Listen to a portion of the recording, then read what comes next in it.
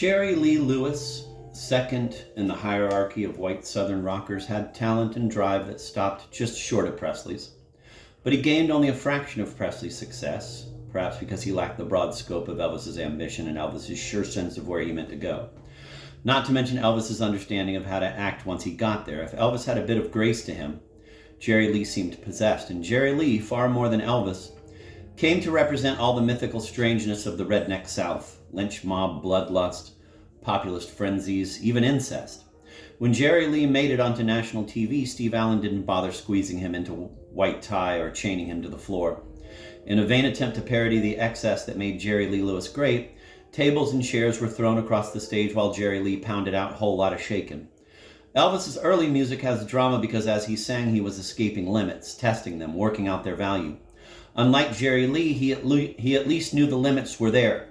With Southern power in his music, Elvis had mainstream savvy in his soul. number 6. One night in 1973, we went out to catch Elvis's latest movie. The theater was almost empty. There were a few couples in their late 20s, an elderly pair who left almost immediately, an old black man sitting alone, maybe just looking for a roof in the rain. The film was Elvis on Tour, a documentary of his post-comeback apotheosis, with gestures toward history. There are kinescopes of the first triumph. Elvis rocking out on the Ed Sullivan Show with Ready Teddy. The performance is astounding, otherworldly, and it is hard to believe anyone now living was really around to see such a sight, though of course we were.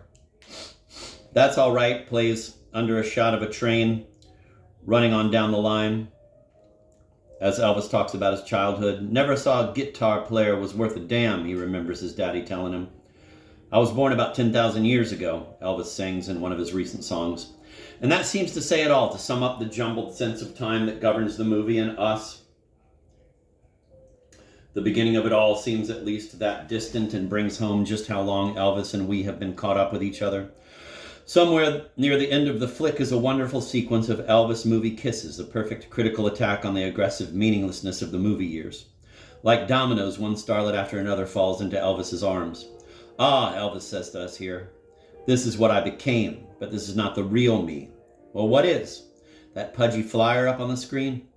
Filmed live in concert after concert, mechanically grinding out the same songs and choreographed karate chops.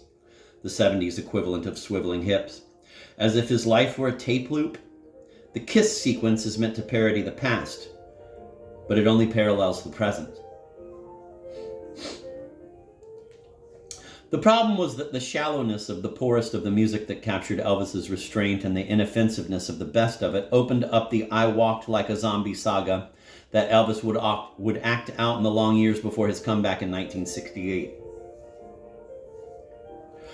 A saga that, in a much more extravagant way, he acts out today. Elvis was very comfortable with his country music and with the romantic ballads that were its mainstream equivalent. So were his first teenage fans.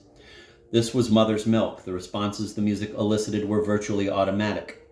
Elvis's ability to sing this music and to like it, to put it across without lying to himself or to anyone else, would never have brought him fame or burst any limits. But that ability was crucial to his power to hold on to his success and to keep at least that part of his original audience and to attract so many more who didn't grow with the musical culture Elvis founded. Those who all through the 60s lived in an America that was ignored or damned by the Rolling Stones and the counterculture. Those who put the endless movies into the black, who made the soundtrack to Blue Hawaii the best-selling Elvis album of all, over 5 million copies at last count.